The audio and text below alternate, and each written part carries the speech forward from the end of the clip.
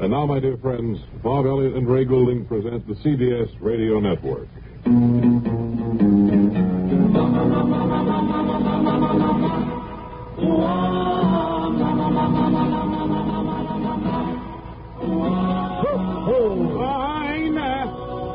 For all you guys and gals, it's That's Bob a and Ray tricky one. Thank you very much, Pierre, Mr. Music, for a very novel musical introduction to this great Bob and Ray show. It's hard to get off the ground without the usual theme of it, but Doesn't seem to be right yet, somehow. we have a grand group of folks visiting here with us today. We have a good lineup. I think they're all going to enjoy. They're sitting expectantly, as if they know that this is going to be a good show. Just one thing, you're talking a little too loud amongst yourselves, folks. Ray, in their land, That bondage stuff. I don't know, but in their land, this is a tribute. When they talk while the program is on, that means they like it. Well, you know, in my land, it's not, and they have to go home with fat lips. You know, in some places it's polite to, after you have dinner, to wipe your hands on the sleeve of the man's coat next to you. This is the same kind of thing. Bondage yourself. Come on now, You'll folks. have to be quiet. I don't care about your native, what is it? Custom? No, sir. On this show, if you're a member of the studio audience, you sit there and you sit quietly. Please. Let's get to item number one on the Bob and Ray blackboard. Webley Webster at the console of the studio organ. How do Webley, you do, everybody? front and center. And, Bob, I am going to play the song I attempted to play the other day. Jealousy. Oh, good. Well, we've got to work in a lot of things today, a book review and Western things, so you better get right over there to the console, and let's hear it. Webley Webster plays... Ready? I'm off, sir. Webley Webster plays Jealousy. What's the matter? Oh, I don't know. Under the air or something. We're supposed to have that pumped up before we go on the air. Well, there's nothing there now, I think. There it goes. Let's try that.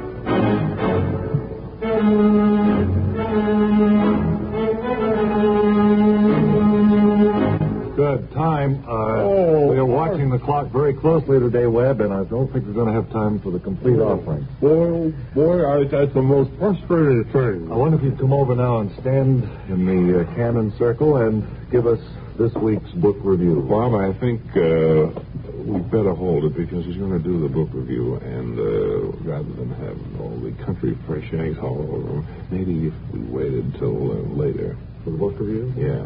All right. Okay, we'll wait. Hey, you still have eggs in that cannon? I think it's loaded with them, yeah. Well, look, I don't want to stand in the circle anymore. I have a wonderful book that I wanted to review for those who are interested in literature. For those who are interested in literature, yes. You don't have to translate for me. Well, I just got a little... People don't sound it. All right, well, what is the People book? always understand what I said. All the more. All right, now you're getting excited, and that doesn't pay. What is the book you're going to review? I'm going to review A Treasury of Great American Speeches. Is that a new publication? I'm not familiar with it. Yes, it is. Brand new, just out. All right, A Treasury of $5.95. $5.95. And it's great speeches. And the Webley Webster players are downstairs in the studio all set to reenact one of the best speeches in the whole book. Well, this should be different anyway. Let's hear what they have to give us, huh? All right, go ahead, actors.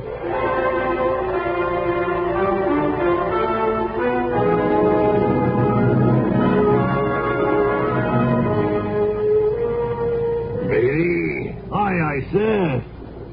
The ocean looked mighty blue today. And calm, too, if I may say so, sir. Why, Oh, begging your pardon, Captain. you call that a calm sea, mate? Well, it seems to be running calm, sir. Why,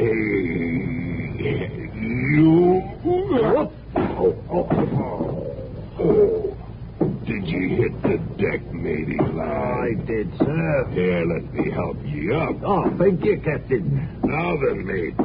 We've been to sea almost 11 days now. Where be we heading? Point out here on the good chart. I think it's time you opened the sealed orders, sir. None of us know where we'd be heading for. Why,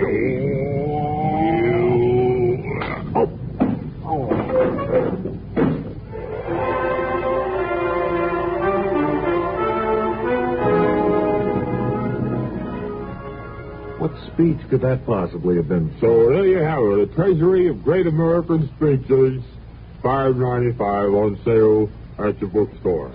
Hey, Webb, would you stand over there just a second? Yeah, Move back about 3 paces. Right in the circle there Yeah. would be good. Kind of keep that big smile on your face. I want to take your picture. Okay? Swell. Oh, come on. Holy. Look, you deserved it, didn't you? Boy, it's the second suit in 2 weeks. Well. You know the cleaners wouldn't get all the egg out of the other suit. No, it's very difficult to I have to remove. use that to clean the car with. Yeah. Well, you've got another one to clean the car. Oh, I'm telling you, I don't know why I stay on this program. It's a turkey anyway. Hola, amigo. You want to know about stereo phonographs? Listen to my last bullfight on ordinary stereo. Ole. But now, Columbia Stereo 1.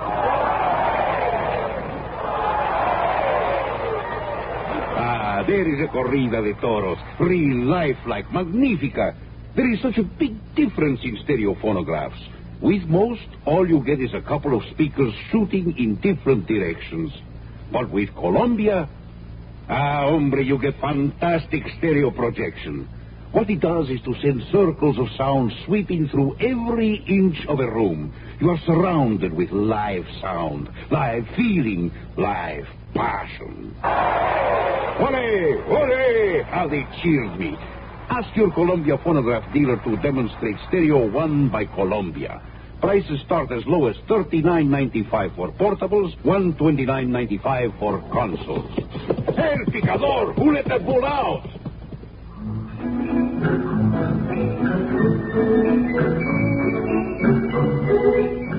And now, welcome to Old West Dramatizations.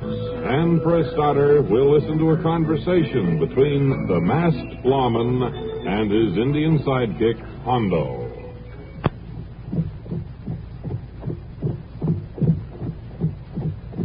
Well, Hondo, another half mile and we'll be at the Kingsley spread. Better keep a sharp eye out for the Kingsley boys. We'll keep sharp eye out, Miss Lawman. Now, there may be a bit of trouble, Hondo. Probably some shooting. Bull Kingsley isn't the kind of man who gives up easily. I hear talk in town. Some say masked lawmen take Bull Kingsley to Fort Bronson to stand trial. They say you never take him. Oh, Hondo, if I took Fred seriously, the masked lawman would never get anything done. Hondo also hear that Bull is toughest man in Old West. Where did you hear that, Hondo? Wherever I go, I hear it, masked lawman. Hondo even hear it when we visit East Coast 4 months ago. Hondo, I'm glad Kingsley has such a wide reputation. It'll set a better example when the masked lawman brings him into Fort Bronson. And Hondo hear much more about Bull Kingsley that masked lawman should know. Hondo, old friend, it doesn't make any difference. Hondo hear Bull Kingsley wait for masked lawman to come. He looks upon such meeting with much favor. Hondo hear that Kingsley brothers wait for you, too. Hondo, the masked lawman has a job to do. And with the help of my faithful friend Hondo, I'm going to do it. Then masked lawmen want us to stop here? This is just about as good a place as any. Whoa! Oh. All right, Hondo. We'll work this same way we've always worked it. First, here's my mask. Thank you, masked lawman. Take my hat. And here is my feather, masked lawman. Now, you're wearing a white shirt, so that'll do. Stand back, Hondo. I'll have a look at you.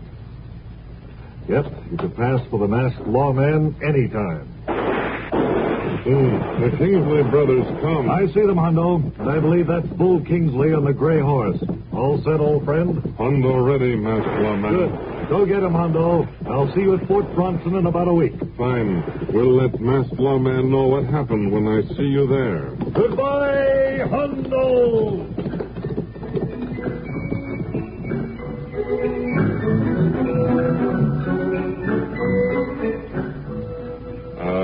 Webley, will you go out of the studio, please? It's an awful mess there, really. Okay, I'm sorry. Jamie Cannon. And now it's time for another visit with the man who knows the whereabouts of once famous personalities, Mr. I Know Where They Are, Ralph Flinger. Are you ready, Ralph? I'd say so. Ralph, what's become of General Stinson, the man who invented the first electric car? Stinson, a fabulous man. But his electric car never became popular. He couldn't convince gas stations to carry electric fuses for it. And then his car finally welded itself into the steel plates of a ferry, so things didn't work out too well for Stinson. And where is Stinson to be found today, Ralphie? Well, he hated to give up his idea, and of course the car itself, so he became a ferry boat captain. He can be seen in Weehawken at 5:10, New York at 5:32, Weehawken at 5:36. New York and about, yeah. Well, thank you. Do you know the whereabouts of the once famous Arctic explorer, Theodore Scully? Theodore Scully was indeed a famous Arctic explorer. Most of his lifetime was spent in the frigid climes, but he thoroughly enjoyed it. And today? He's quite happy as a steam bath operator in Miami during the summer months. Occasionally, he opens a refrigerator door, stands in front of it, and reminisces. Then he's contented. Yes. He has a sister who looks after him down there. Incidentally, you might be interested to learn that his sister, Janice Santillo, was once a famous person in her own right. Really? I don't remember her, Ralph. The only woman rum runner in the 20s. But like most women, she couldn't keep a secret. She was shot up by rival gangs every time she anchored her boat off Long Island. But she's all right today? Yes, she lives in Miami with her brother. Incidentally, you might be interested to learn that her brother was quite famous. Well, I think we've already located the person that you're referring to, Ralph. I see. Now then, Leroy Ward, once the boy wonder of the financial world. Where is he today? Leroy Ward was once a name to be reckoned with. In the 30s, his assets totaled $400 million, but he got into trouble when some of his deals were investigated, especially the Standard Steel transaction. And what was that all about, Ralph? Very simply, Leroy Ward tried to sell Standard Steel to the owner of Standard Steel, and the rest was all downhill for Leroy Ward. And where is the boy wonder of finance today, Ralphie? Well, he was quite young when he was a financial wizard. I understand that these days his father is looking for a first-rate prep school for Leroy to attend. But what's he doing right now? Well, if I know kids, he's probably selling door-to-door subscriptions in Maspeth, Queens, hoping to win a BB gun. And our last once famous person, where is Claude Bailey, a lion tamer who at one time entered a cage with 17 lions in it?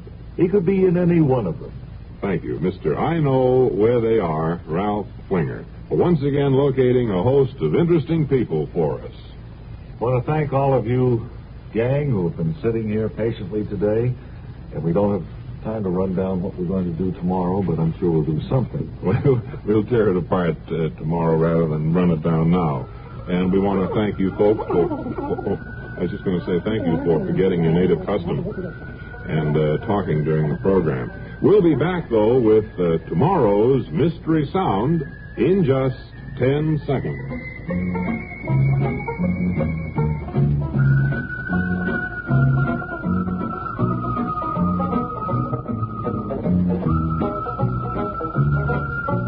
Now, here's the preview of tomorrow's Mystery Sound. And this is Ray Goulding reminding you all to write if you get worried. Bob Elliott reminding you to hang by your thumbs. Yours truly, Johnny Dollar, nails them and jails them Sunday on the CBS Radio Network. Radio Network.